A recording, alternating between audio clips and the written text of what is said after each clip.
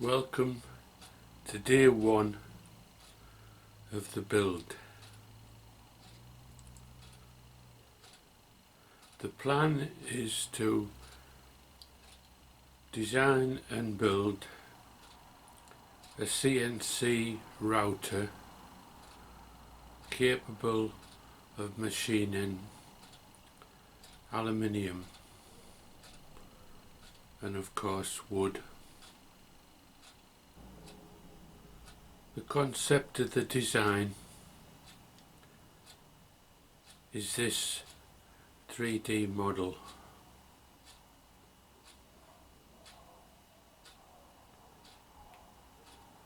Now, it's easy to come up with a concept. Turning it into a real-world application and device is another matter.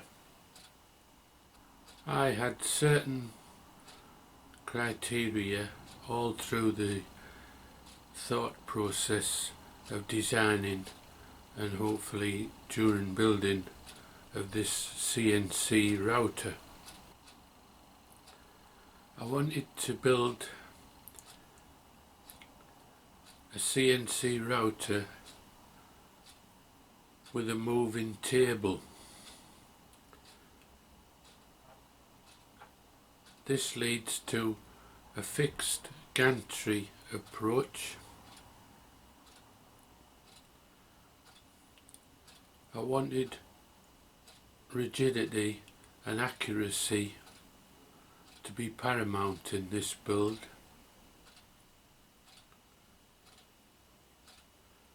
It's very tempting when you see the cheap imported CNC routers that can be readily bought for not a lot of money.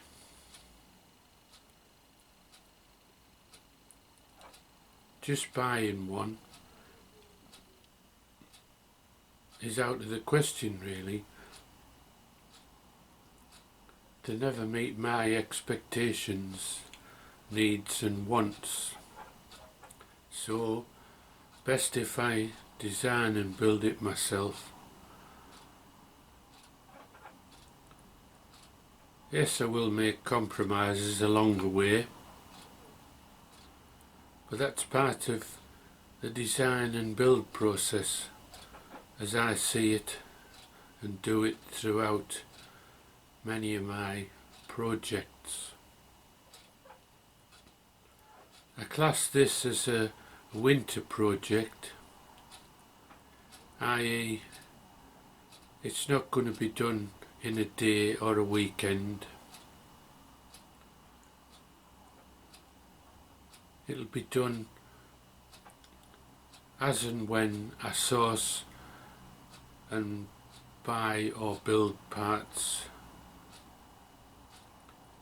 and as the design process evolves, so will the whole machine. You're very welcome to join me on this journey. I appreciate any feedback in the comments.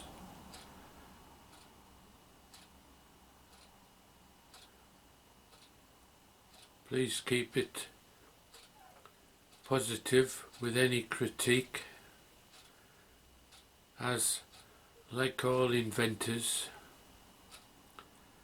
I have a sensitive side.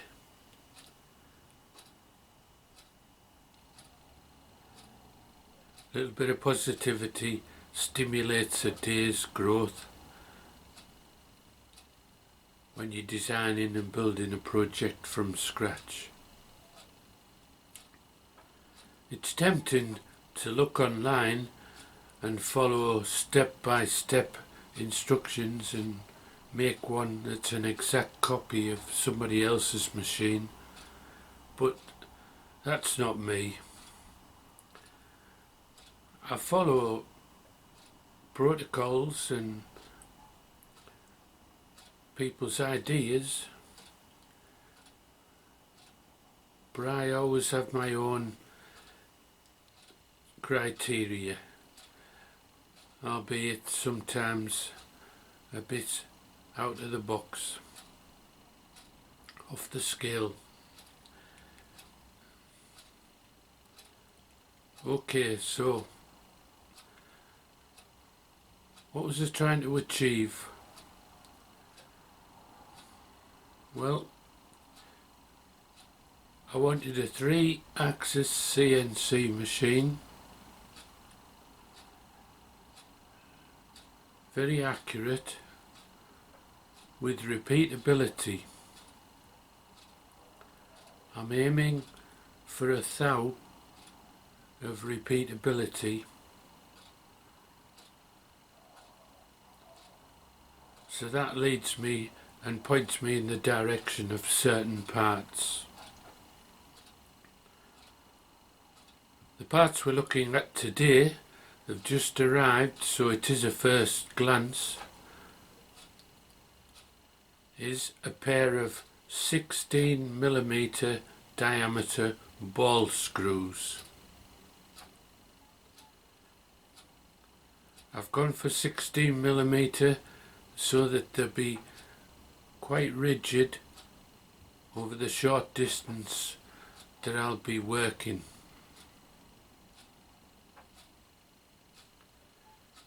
When I say short distance,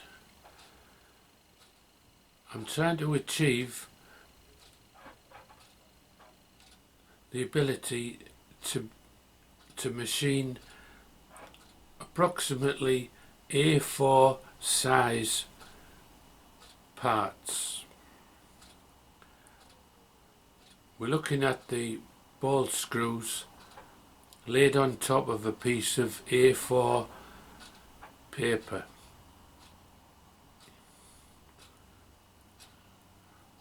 297 by 210mm are the dimensions, or 8 by 11 in inches. So it is relatively small in machine shop terms, but that's what the budget allows, and that's the constraints of the design for this particular winter project. Looking closer at the parts, what have we got? We've got a ball screw shaft, the matching nut that's driven along the ball screw, and a means of attaching a table to this nut. So this is just a simple device for attaching a table.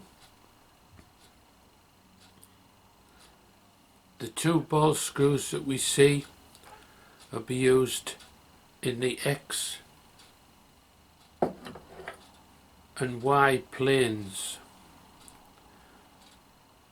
of the CNC machine, with Z being the 3rd axis, and that will be for the router to plunge into the material and to lift out at the end of each stroke or pass. So today we're just looking at the devices that will allow table to be accurately positioned in the X and Y coordinates.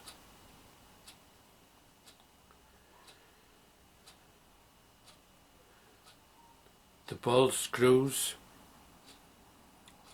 have parallel shafts at the ends,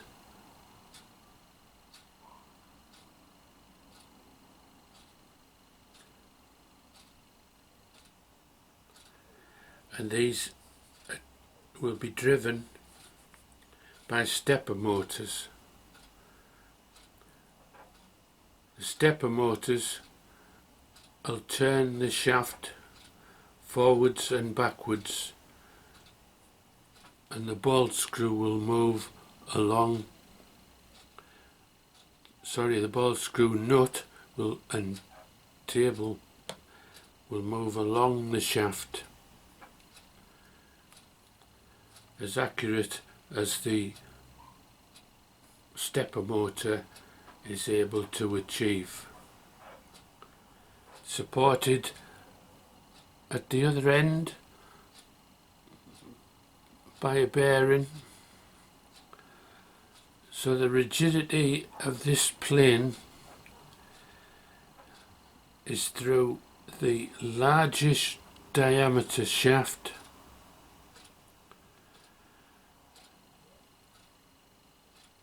the reasonably sized bearings, and the short travel that it's going to be going through. One of the first thoughts when I see the parts are, I wonder how close to the A4 size we can actually work or machine. So let's just connect up a drill to the end of this shaft and do a simple test and see what the working area of one of these screws is.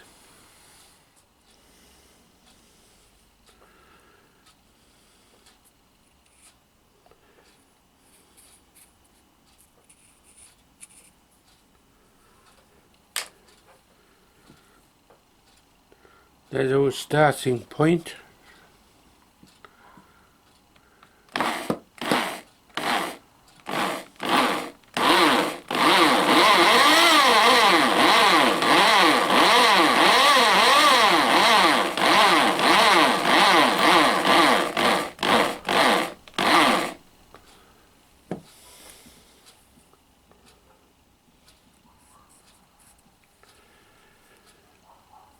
And that's our finishing point.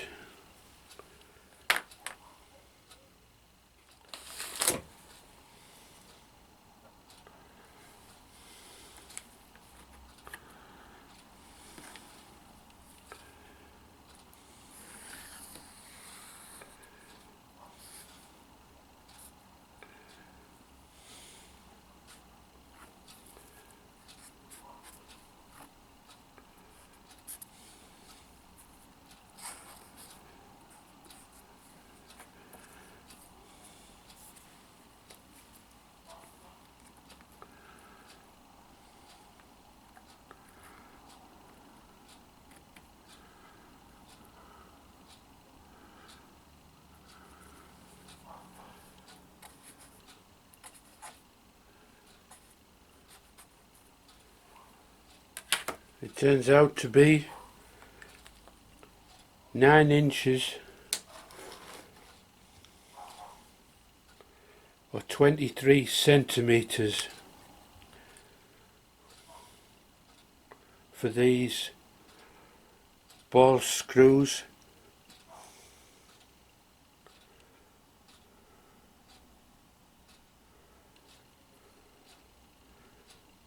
So we lose a certain amount of travel because of we lose a certain amount of working area because of the dimensions of these cradles.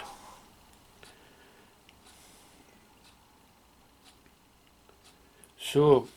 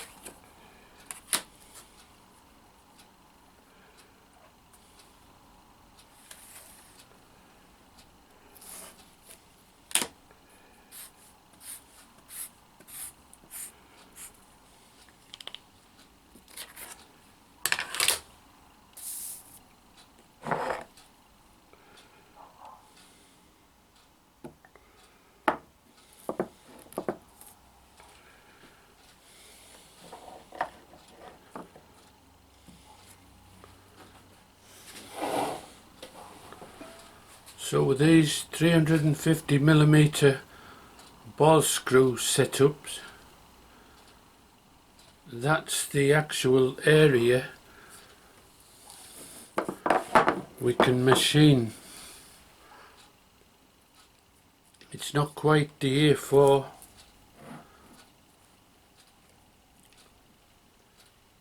but it's getting onwards towards it, and that'll do. So let's see how we might mount these and get some physical sizes.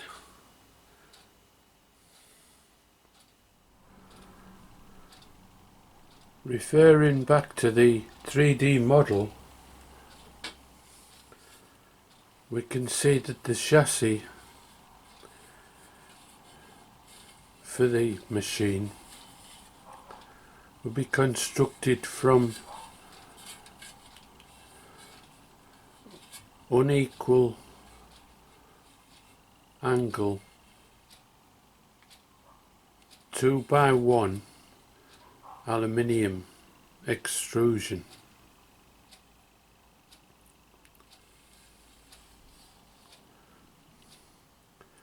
So the four sides of the base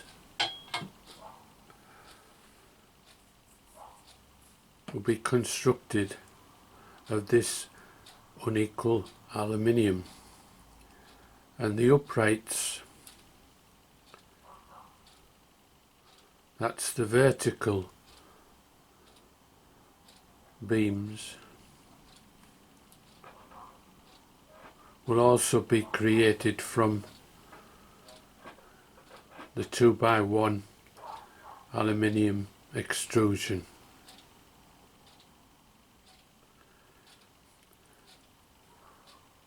To determine the height of those vertical beams, I've placed the x-axis temporarily on two wooden beams. This is just to start visualizing the router in position and the clearance needed so that the router tool can exit the work between passes and at the start and finish of the job.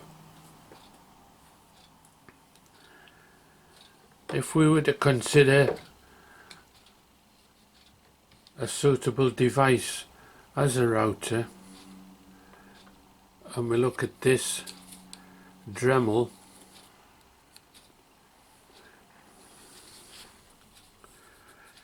it'll be mounted on this cross travel on the x-axis,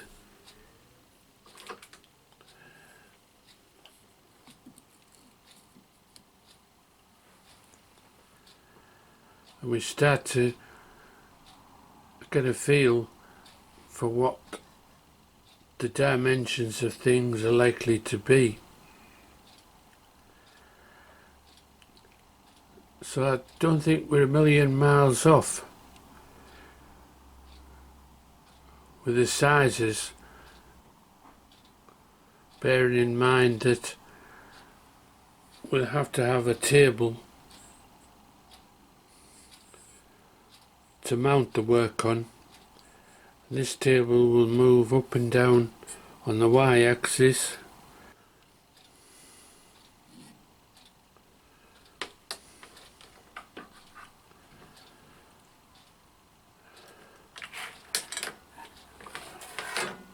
so this height for the verticals